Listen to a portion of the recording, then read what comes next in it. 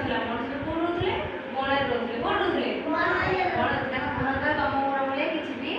ନଥିଲା କାହା ଘର ଦ୍ୱାର ବି ନଥିଲା କେହି ରୋଷେଇ ବାସ ବି ଖାଉନଥିଲେ କେହି ତମର ଅଙ୍ଗନବାଡ଼ି ରୋଷେଇ ହେଉଛି ସେମିତି ରୋଷେଇ କରିକି ଖାଉ ନଥିଲେ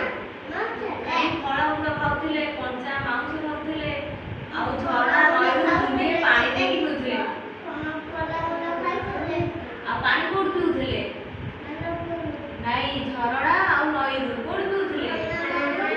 ଝରଣା ଆଉ ନଈରୁ ପାଣି ପିଉଥିଲେ ରୋଗ ବୈରାଗ କିଛି ନଥାଏ ତାକୁ ରୋଗ ଆଉ ବୈରାଗ କିଛି ହଉ ନଥାଏ ସବୁଦିନ ତାଙ୍କର ଜୀବଜନ୍ତୁଙ୍କ ସାଙ୍ଗେ ଯୁଦ୍ଧ ଲାଗେ କାହା ସାଙ୍ଗେ ବାଡ଼ିଆ କରୁଥିଲେ ଜୀବଜନ୍ତୁଙ୍କ ସାଙ୍ଗେ କାହା ସାଙ୍ଗରେ ଜୀବଜନ୍ତୁ କହିଲେ କ'ଣ ବାଘ ଭାଲୁ ଆଉ କ'ଣ ବିଲୁଆ ଠେକୁଆ ନାଇଁ ଆଙ୍କ ମାନଙ୍କ କ'ଣ କରୁଥିଲେ ଯୁଦ୍ଧ କରୁଥିଲେ ଥରେ କ'ଣ ଜାଣିଛ ମଣିଷ ମାନେ ହରିଣ ମିରିଗ ପାଇଁ ବାଘ ଭାଲୁଙ୍କ ସାଙ୍ଗେ ଗଳାଗଳି ହୁଅନ୍ତି ଏ ମଣିଷ ନୁହନ୍ତି ମିରିଗ ପାଇଁ ବାଘ ଭାଲୁ ସାଙ୍ଗେ କ'ଣ କରୁଥିଲେ ଗଳାଗଳି ହଉଥିଲେ ଏଇ ଦେଖ ଏଇ ବାଘ ଭାଲୁ ଚିତ୍ର ଦେଖ ଏଇ କେବେ କେବେ ସେମାନେ ଜିତନ୍ତି ବା କେବେ କେବେ ବାଘ ଭାଲୁ ତାକୁ ଖାଇଯାଆନ୍ତି କେବେ କେବେ ବାଘ ଭାଲୁକୁ ମାରି ପକାଉଥିଲା ମଣିଷ ମାନେ ଆଉ ଯେତେବେଳେ ବାଘ ଭାଲୁ ମଣିଷ କ'ଣ କରୁଥିଲେ ଖାଇ ଦଉଥିଲେ କ'ଣ କରୁଥିଲେ ଖାଇ ଦଉଥିଲେ ଭାଲୁ ତାକୁ ଖାଇଯାଆନ୍ତି ଇଏ ହେଲା ଦେଖ ବଣମଣିଆ ରାକ୍ଷସ ବଣମଣି ବୁଝ ବଣମଣିଆ ରାକ୍ଷସ ଦେଖିଲ ଏରା ବଣମଣିଆ ରାକ୍ଷସ ଷଣ୍ଢ ମଣିଷ ସେମାନଙ୍କ ଦେହରେ ହାତୀର ବଳ ଥିଲା କେତେ ବଳ ଥିଲା ହାତୀ ଭଳିଆ ବଳ ଥିଲା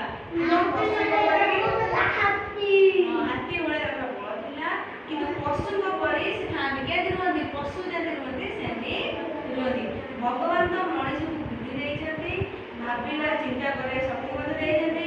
ହେଲା କେତେ କାଳ ସେସବୁ ବ୍ୟବହାର ନ କରି ସେ ବଣରେ କ'ଣ କରୁଥିଲା ବୁଲୁଥିଲା କିଏ ବୁଲୁଥିଲା ବଣମଣିଆ ରାକ୍ଷସ କ'ଣ କରୁଥିଲା ଖାଲି ବଣରେ ବୁଲୁଥିଲା ନାଇଁ ଆଉ ବାଘ ଭାଲୁ ସାଙ୍ଗେ କ'ଣ କରୁଥିଲା କାମୁଡ଼ି ଦଉଥିଲେ କେତେବେଳେ ବାଘ ଭାଲୁକୁ ମାରି ପକାଉଥିଲା କେତେବେଳେ ବାଘ ଭାଲୁ ତାକୁ ମାରି ପକାଉଥିଲେ ନାଇଁ ଆଉ କ'ଣ ଖାଉଥିଲେ ଗଛରୁ ଫଳମୂଳ ତୋଳିକି ଖାଉଥିଲେ ଏଇନେ ଡ୍ରେସ୍ ପିନ୍ଧୁଥିଲେ ତମର ସବୁ ଡ୍ରେସ୍ ଆସି ପିନ୍ଧୁଥିଲେ ଏଇନେ ଡ୍ରେସ୍ ପିନ୍ଧୁଥିଲେ ନା ଏଇନେ ଡ୍ରେସ୍ ଆସି ପିନ୍ଧୁ ନଥିଲେ ଆସ୍ତେ ଆସ୍ତେ କେତେକ ମଣିଷ ନିଜ ବୁଦ୍ଧି ବଳରେ ମଣିଷର ସୁବିଧା ଏଠୁ ତେଣୁ ବହୁତ ଚିନ୍ତା କଲା ଧୀରେ ଧୀରେ କ'ଣ କଲା ନା ସେ ଡ୍ରେସ୍ ତିଆରି କଲା ଆଉ କ'ଣ କଲା ଏଇଟା ଘର ତିଆରି କଲା କ'ଣ ତିଆରି କଲା କ'ଣ କଲା ଘର ତିଆରି କଲା ବସ ଶୁଣି ସାର ଫୋନ୍ ଦେଖେଇ ଫଟୋ ଦେଖିଲ ବୁଝି ହେଉଛି କ'ଣ କଲା ଏଇଟା ଘର ସବୁ ତିଆରି କଲା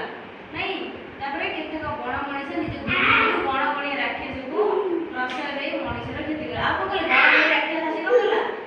ବଣମଣିଆ ରାକ୍ଷସ ଆସି କ'ଣ କଲା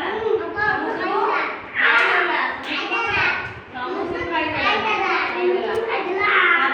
ତାପରେ ନିଜ ନିଜ ଭିତରେ କଥାବାର୍ତ୍ତା କ'ଣ କଲେ ସୁବିଧାରେ ଜୀବଜନ୍ତୁ ଜବତ କରି ଦେଖିଲେ ଏଇ ବଣମଣିଆ ରାକ୍ଷସ ଆସି କ'ଣ କରୁଛି ସବୁବେଳେ ଆମକୁ ଆସିକି ଖାଇ ଦେଉଛି ତାକୁ ଆମେ କ'ଣ କରିବା ପାନେ ଦେବା ତାକୁ କ'ଣ କରିବା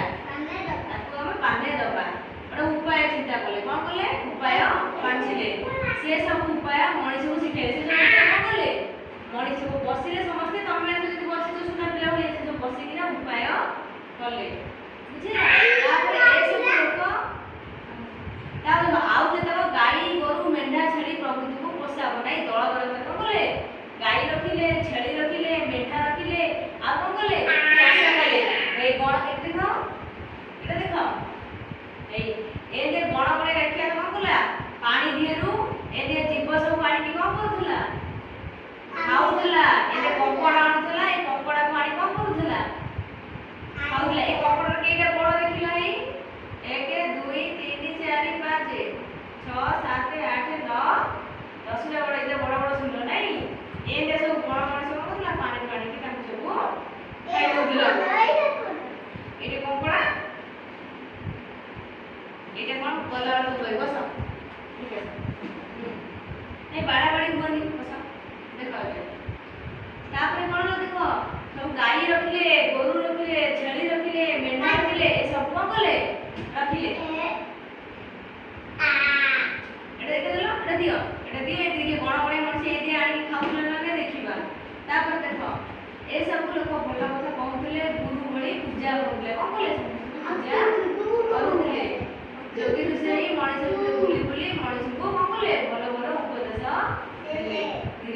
ଗଣ ମଣିଷ କଣ ହେଇଗଲେ ଗଣ ରାକ୍ଷସରୁ ଆମ ଭଳିଆ ସବୁ ଭଲ ମଣିଷ ହେଇଗଲେ ନାଇଁ ଘର ଆଉ କଣ ତିଆରି କଲେ ସବୁ କୁହ ଘର ଗାଡି ଗାଡି ଆଉ କଣ ତିଆରି କଲେ ଘର ଆଉ କଣ ତିଆରି କଲେ ଆଉ କଣ ତିଆରି କଲେ ଟ୍ରାକ୍ଟର ତିଆରି କଲେ ନାଇଁ ଆଉ କଣ କଲେ ଚାଷ କଲେ କଣ କଲେ ଚାଷ କରି ଖାଇଲେ ଡ୍ରେସ ସବୁ ତିଆରି କଲେ ଡ୍ରେସ କରିକି ସବୁ ପିନ୍ଧିଲେ ବୁଝିଲେ ନା ନାଇଁ ଆଉ ବଣମଣିଆ ମଣିଷ କୋଉଥିରେ ପରିଣତ ହେଇଗଲା ଭଲ ମଣିଷ ହେଇଗଲା କଣ ହେଇଗଲା ତମରି ମାନଙ୍କ ଭଳିଆ ସବୁ ଭଲ ମଣିଷ ହେଇଗଲା ହେଲା ମନେ ରହିଲା ବଣମଣିଆ ମଣିଷ କେମିତି ହେଲା